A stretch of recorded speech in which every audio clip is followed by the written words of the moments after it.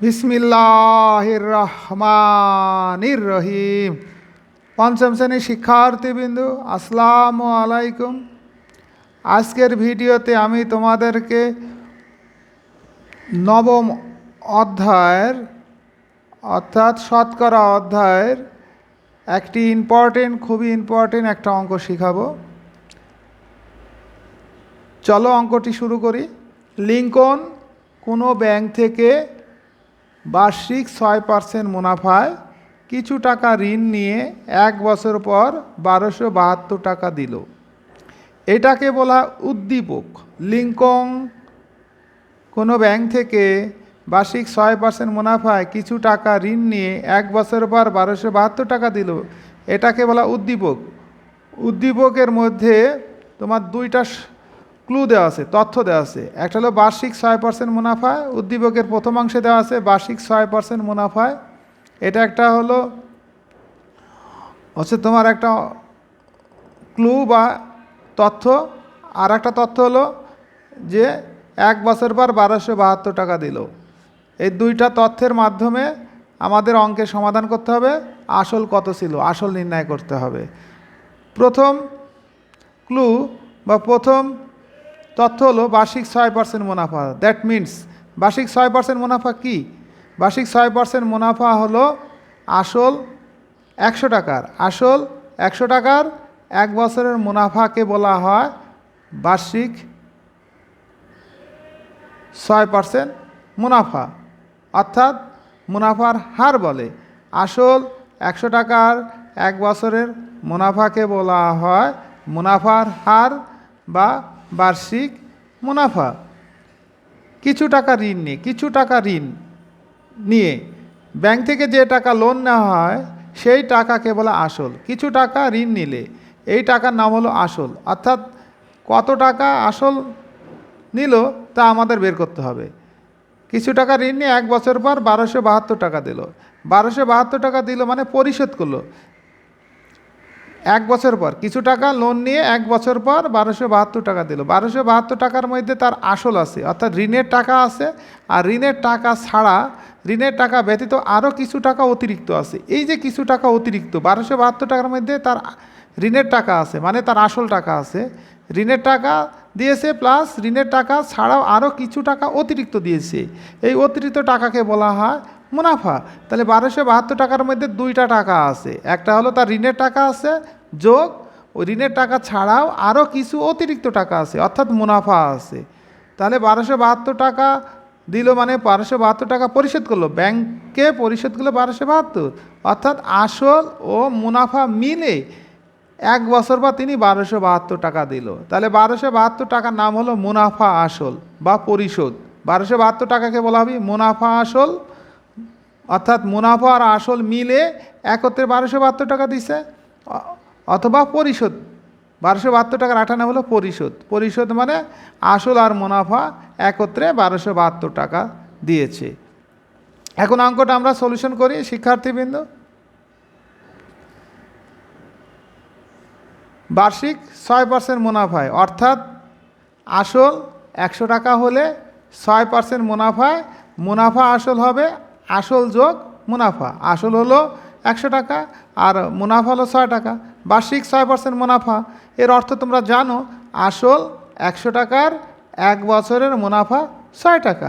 তাহলে এখানে আসল হলো 100 টাকা আর মুনাফা হলো 6 টাকা। তাহলে বার্ষিক 100 টাকা হলে 6% মুনাফায় মুনাফা আসল হবে আসল যোগ মুনাফা। আসল হলো 100 টাকা যোগ মুনাফা হলো 6।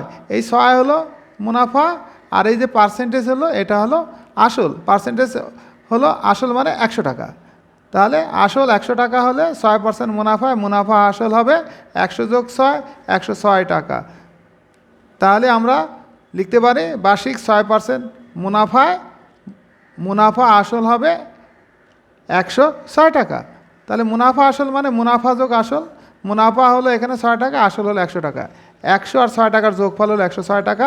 এই 106 টাকার নাম হলো মুনাফা আসল। মুনাফা আসল বা পরিশোধ। আর একটাও বলা হয় সুদাসল। সুদাসল মানে সুদ যোগ আসল। সুদ হলো 6 টাকা আর আসল হলো 100 টাকা। তাহলে 106-এর আরেকটা নাম হলো সুদাসল। এখন শিক্ষার্থীবৃন্দ আমরা উদ্দীপক থেকে পাই 1272 টাকা দিল।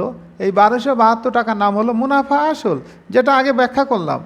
এক বছর পর 1272 টাকা দিল, অর্থাৎ মুনাফা আসল মিলে 1272 টাকা দিল। তাহলে মুনাফা আসল 1272 টাকা।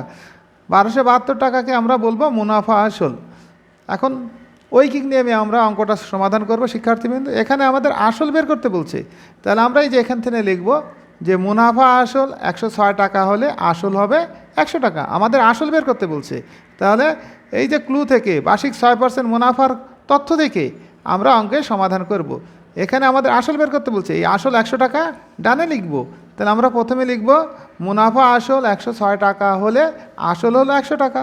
মুনাফা আসল যদি 1 টাকা হয় তাহলে আসলের পরিমাণ কম হবে, কম হলে শিক্ষার্থীবৃন্দ ভাগ করতে হয়, কম হলে ভাগ করতে হয়। তাহলে প্রথমে এরকম একটা ভাগ চিহ্ন দিবে, দিয়ে এখানে মুনাফা আসল নির্ভর করবে আসলের উপর, অর্থাৎ ডান পাশের সংখ্যাটা লবে লিখতে হয়।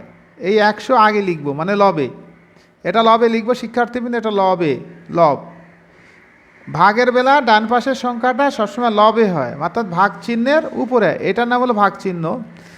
আর মুনাফা আসল 106, এটা হলে নিচে হবে, হরে হবে।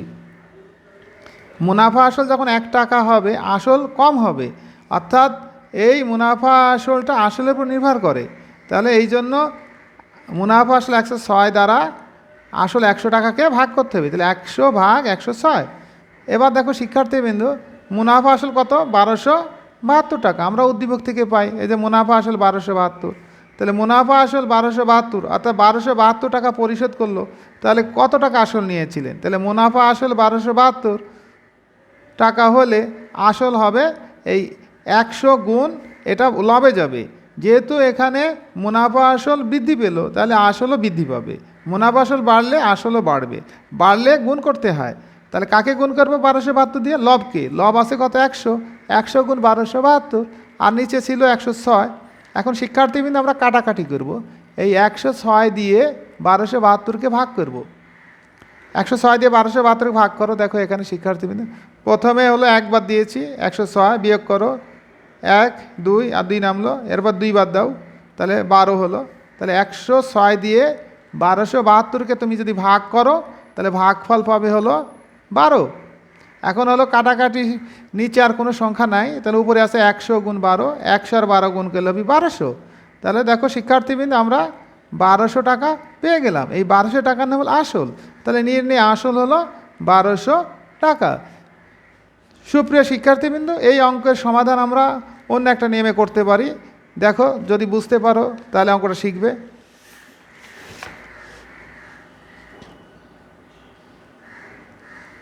বিকল্প নিয়ম শিক্ষার্থীবৃন্দ, এখানে বার্ষিক 6% মুনাফায়, বার্ষিক 6% মুনাফায়, বার্ষিক 6% মুনাফাকে বলা হবে মুনাফার হার। আর মুনাফার হারকে আর দিয়ে প্রকাশ করে, মুনাফার হারকে আর দ্বারা প্রকাশ করা হয়। বার্ষিক 6% মুনাফাকে মুনাফার হার বলে। তাহলে মুনাফা হার কমা আর মুনাফা হারকে আর দিয়ে প্রকাশ করে সমান 6%। 6% মানে শিক্ষার্থীবৃন্দ, 6% মানে বুঝবে যে 100 টাকার মধ্যে 6 টাকা, অর্থাৎ 6 উপরে ভাগ 100। প্রথমে এই 6 লিখবে, এই 6 হলো লবে লিখবে, লব 6 লবে। আর এই যে পার্সেন্ট, পার্সেন্ট মানে হর 100, এই পার্সেন্ট মানে হর 100, হর 100, পার্সেন্ট মানে হর 100। তাহলে লব হলো 6, আর এটা হলো লব, এই 6 হলো লব, আর হলো হর হলো 100।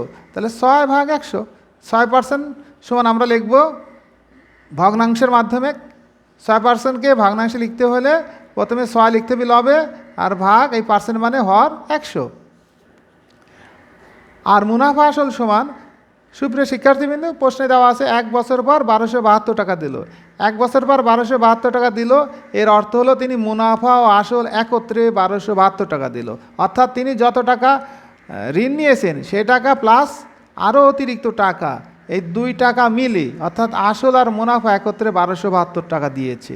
তাহলে মুনাফা আসল বলা হবে এই 1272কে। তাহলে মুনাফা আসলকে এ দিয়ে প্রকাশ করে, মুনাফা আসলকে এ দিয়ে প্রকাশ করে। তাহলে এ সমান 1272 টাকা। এ মানে মুনাফা আসল, মানে আসল প্লাস মুনাফা, সেটাকে কে বলা হয় মুনাফা আসল। এখন দেখো শিক্ষার্থী 1 বছর পর 1272 টাকা দিল, তাহলে সময় এন, সময়কে এন দিয়ে প্রকাশ করে। তো সময় হলো এন, এন সমান হলো 1 বছর। আমাদের আসল বের করতে হবে, আসলকে পি দিয়ে প্রকাশ করে, আসলকে পি দিয়ে প্রকাশ করে, তাহলে আসল পি সমান হোয়াট? শিক্ষার্থীবৃন্দ, আমরা একটা সূত্র জানি, আমরা জানি মুনাফা যোগ আসল, মুনাফা যোগ আসল সমান মুনাফা আসল। মুনাফা আসল একটা শব্দ, মুনাফা আসল একটা শব্দ, মাঝখানে একটা হাইফেন দিয়ে লিখতে হবে। মুনাফা আসলকে প্রকাশ করার জন্য মুনাফার লিখে একটা ছোট্ট একটা হাইফেন দিয়ে আসল লিখবে। মুনাফা যোগ আসল, এটা হলো মুনাফা আসল। সুপ্রিয় শিক্ষার্থীবৃন্দ, মুনাফা নির্ণয় সূত্র হলো PNR। মুনাফা নির্ণয় সূত্র হলো PNR। মুনাফা সমান হলো PNR। এই যে মুনাফা, এটাকে বলা হয় PNR। মুনাফাকে বলে PNR। তাহলে মুনাফা হলো PNR প্লাস আসল হলো পি, এই যে আসল পি সমান মুনাফা আসলকে এ দিয়ে প্রকাশ করে, মুনাফা আসলকে এ দিয়ে প্রকাশ করে। মুনাফা আসলকে শিক্ষার্থীবৃন্দ এটাকে এ লিখতে হয়, মুনাফা আসলকে এ দিয়ে লিখতে হয়। সুপ্রিয় শিক্ষার্থীবৃন্দ দেখো, এখানেও পি আছে, এখানেও পি আছে। এই দুইটা পি এর মধ্যে প্রথমে একটা পি নিবে, তারপর একটা ফার্স্ট ব্র্যাকেট দিবে। ফার্স্ট ব্র্যাকেট দেওয়ার পর এই পিটা এখানে চলে আসলো, থাকে এনআর, এই এনআর লিখবে যোগ এই পিটা এখানে চলে আসলো, তাহলে এখানে কিছুই থাকে না, তাহলে 1 থাকে। আবার বোঝার চেষ্টা করো, ট্রাই টু আন্ডারস্ট্যান্ড। প্রথমে এখানে দেখো এই যোগের আগে PNR আছে আর যোগের পরে পি আছে, তাহলে পি দেখো যোগের পরেও আছে, যোগের আগেও আছে, তাহলে তুমি পি লিখবে। প্রথমে পি লিখে একটা ফার্স্ট ব্র্যাকেট দিবে, দেওয়ার পর এই পি বাদ দিয়ে, এই পিটা এখানে লিখছাও, এই পি বাদ দিয়ে দিবে, দিয়ে এনআর লিখবে যোগ এই পিটা এখানে চলে আসলো, তাহলে এখানে আর কিছুই থাকে না, তাহলে 1 লিখবে। কিছুই না থাকলে 1 লিখতে হয়, এটাকে বলে কমন নেওয়া। ক্লাস 7-এ গিয়ে উৎপাদক শিখবে। এখন শিক্ষার্থীবৃন্দ, আমরা মান বসাবো। পি এর মান নাই, ফার্স্ট ব্র্যাকেট দাও। এন এর মান হলো 1 বছর, এই এন হলো 1 লেখো, তারপরে গুণ আর মানে 6%। আর মানে কত শিক্ষার্থীবৃন্দ? 6%। আর হলো 6%, 6%কে ভগ্নাংশে লিখতে হয় 6/100। এই যে আর হলো 6%, আর 6%কে ভগ্নাংশে লিখতে হবে 6/100। তাহলে আর এর জায়গা লেখো 6/100 যোগ 1, ব্র্যাকেট ক্লোজ দাও, সমান এর মান হলো 1272। শিক্ষার্থীবৃন্দ, এ দেওয়া আছে, এ হলো মুনাফা আসল, মুনাফা আসল হলো 1272, তাহলে এর জায়গা লিখো 1272। এখন শিক্ষার্থীবৃন্দ দেখো, এই 1 দিয়ে 6 গুণ করলো 6, আর নিচে 100, 1 গুণ 6/100 মানে 6/100ই হবে, যোগ 1। এখন এখানে লসাগু করো শিক্ষার্থীবৃন্দ, এখানে লসাগু করো, এখানে প্রথমে এরকম একটা ভাগ টান দিবে, দিয়ে এই হরটা লিখবে এখানে 100। এখন 100 দিয়ে 100 ভাগ করলে 1 দিয়ে এই লবকে গুণ করবে, লব হলো 6।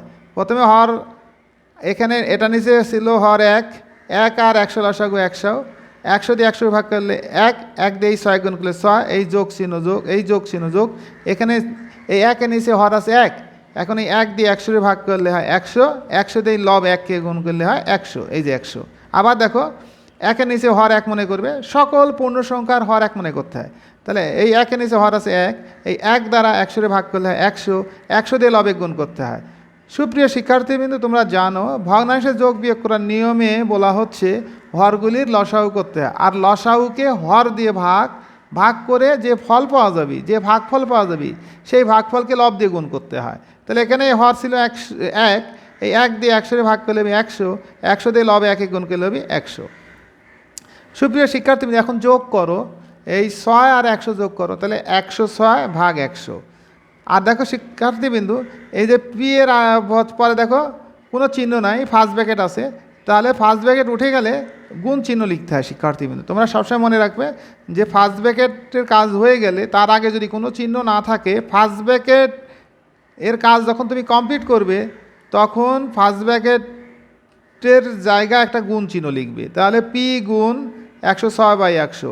এখন দেখো শিক্ষার্থীবিন্দু, 106/100 এটা হলো গুণ আকারে আছে, তাহলে এটা ডান পক্ষে নিয়ে গেলে ভাগ হবে। এই যে এটা সমান চিহ্ন, এই সমান চিহ্নের এটাকে বলে বাম পক্ষ, এই সমান চিহ্নের বামের অংশের নাম হলো বাম পক্ষ, আর সমান চিহ্নের পরের নাম হলো এটাকে বলে ডান পক্ষ। তাহলে প্রথমে পি লেখো, সমান ডান পক্ষের সংখ্যা আগে লিখবো, 1272 আগে লিখবো, ভাগ এই বাম পাশের সংখ্যা, বাম পাশের সংখ্যা হলো এই 106/100। বাম পাশে আছে 106/100, এই 106/100 ভাগ দিয়ে ডান পাশে লিখবো। এখন শিক্ষার্থীবৃন্দ, আমরা জানি এই যে ভাগ হয়ে যা গুণ চিহ্ন, আর এই দ্বিতীয় ভগ্নাংশে যখন ভাগ করবে তখন ভাগ হবে গুণ চিহ্ন। এই 1272 ঠিক রাখবে, প্রথম ভাগের প্রথম ভগ্নাংশ বা সংখ্যার কোনো কাজ হবে না, ওইটাও দেখে দেখে লিখতে হয়। 1272 দেখে লিখবে, এর কোনো কাজ হবে না। এই ভাগ হবে এই যে গুণ চিহ্ন, এই ভাগটা হয়ে গেল এই যে গুণ চিহ্ন। আর এই যে দ্বিতীয় ভগ্নাংশ, 100 যাবি উপরে, অর্থাৎ 100 যাবি 106-এর জায়গায়, আর 106 আসবি 100-এর জায়গায়। অর্থাৎ দ্বিতীয় ভগ্নাংশের লব ও হর চেঞ্জ করব, অর্থাৎ দ্বিতীয় ভগ্নাংশের বিপরীত ভগ্নাংশ। তাহলে আমরা চেঞ্জ করলাম। এখন এই 106 দিয়ে 1272-কে ভাগ করলে 12, 12 দিয়ে 100 গুণ করলে 1200। তাহলে পি এর মান হলো 1200। তাহলে নির্ণয় আসল হলো 1200 টাকা।